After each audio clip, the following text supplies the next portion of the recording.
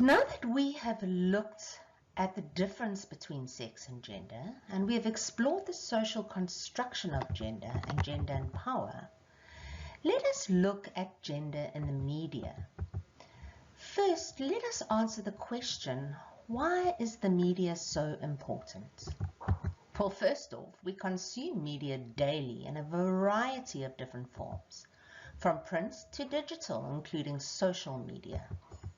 Media is a major component of 21st century living, and how it is used and accessed plays a significant role in how we make sense of and shape the world around us. This means that we need to be critical of how identities like gender are portrayed across media platforms. Ultimately, we need to be aware of what role the media plays in maintaining and perpetuating gender stereotypes, and also consider the ways the media could be used to challenge these same stereotypes that it perpetuates. This is important as we create critical consciousness around gender and as we consider how our understandings of gender translate in the classroom.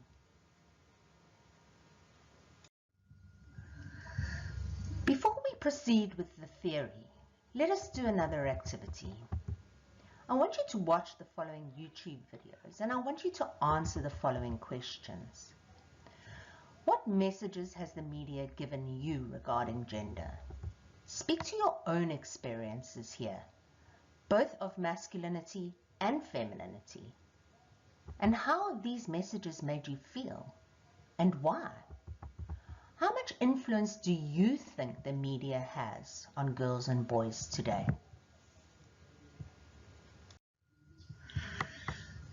Much has been written on gender and the media, probably because it's been a keen area of interest and study within the field of gender studies.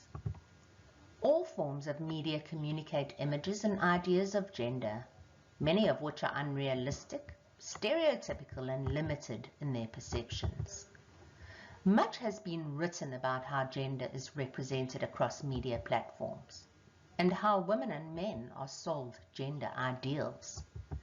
It is important to highlight that mainstream media distorts reality.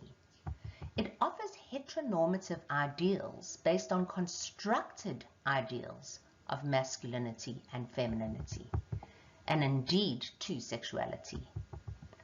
While doing this, it also depicts relationships between men and women that emphasize traditional roles that normalize violence against women. So looking at these images, I want you to ask yourself the question, would you consider these images to be exploitative, sexually provocative depictions of women? Do these images emphasize traditional gender roles that normalize violence against women?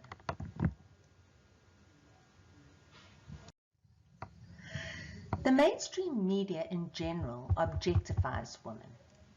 As Helpman states, girls' and women's bodies are objects for others to visually consume. Think about adverts in print and digital media. Often women's bodies are broken down into parts and used as objects to sell various products. Women's bodies are and have been used in sexually provocative ways to sell products from toothpaste to hamburgers, perfume to cars. Women's bodies are used as sex objects.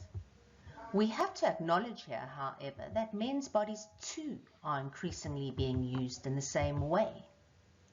This is sexual objectification, where people are treated more like things than as people. Importantly, there are many diverse types of bodies, both male and female. However, historically, it has been female bodies that have been objectified in the media.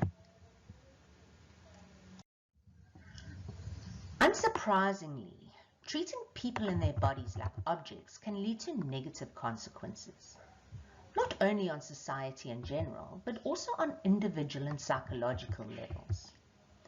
There are numerous studies that exist on the effects and impacts of sexual objectification in the media, and at their core, they reveal that sexual objectification leads to negative consequences, some of which include anxiety, depression, and eating disorders. Holtman reminds us of the effects on girls' perceptions of their bodies when she speaks of self-objectification. Self-objectification is a state of double consciousness, where one is always aware of being looked at through the eyes of another. This has been termed the male gaze. In this way, Mernon argues that girls are taught to view their bodies as projects that need work before they can attract others, whereas boys are likely to learn to view their bodies as tools to use to master the environment. Think about the multi-billion-dollar beauty industry that targets women as consumers and markets products to make women better.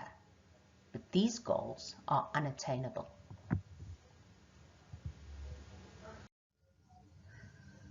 The male gaze is a concept developed by feminist theorist Laura Mulvey in the 1970s. It originates in film theory and criticism from the term the gaze, which is used to refer to how we look at visual representations, for example in advertisements, film, and television. The male gaze suggests a sexualized way of looking that empowers men and objectifies women. The male gaze positions women as objects of heteronormative male desire, namely, her own thoughts, feelings, and sexual drives are less important than her objectification. The male gaze takes many forms, but can be identified in situations where female actors are controlled by and mostly exist in terms of what they represent to the male protagonist or hero in the film. On this point, when next watching movies, think about the role that the female actor assumes. The male gaze creates and is created by a power imbalance that supports and is supported by a patriarchal status quo which perpetuates women's real-life sexual objectification. It is because of this that if a female gaze exists, it is not, nor can it be, like the male gaze. The power imbalance is real, and so the very mechanism that generates media are often male-owned and male-run and built on conventional patriarchal values. So again, we come back to what has previously been discussed in the lecture on gender and power, namely that feminism in popular culture has declined and is criticized for being boring and against having fun, and is driven by the notion that through girl power, women have already gained independence. However, as also pointed out by Wellehen, this criticism is false as it ignores structural inequality. Poster girls of this movement are the exception rather than rule and are largely unrealistic for most women. And the standards used to judge success are still male ones, in that sexual aggression hides the reality that women are still viewed as sex objects. Rather, what happens is women's oppression is made to seem sexy.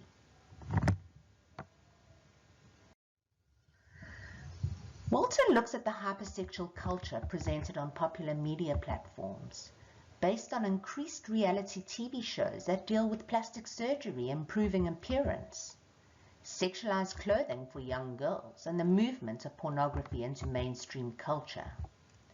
She points out that through media, the message is that women's value appears to lie primarily in their physical appearance and sexual attractiveness, and for women, this is inescapable. So to close this lecture, I would like you to look at the images, and I'd like you to consider these poster girls of girl power. Do you agree or disagree with Wellehen? Are these poster girls unrealistic for most women? And do you think that sexual aggression hides the reality that women are still viewed as sex objects.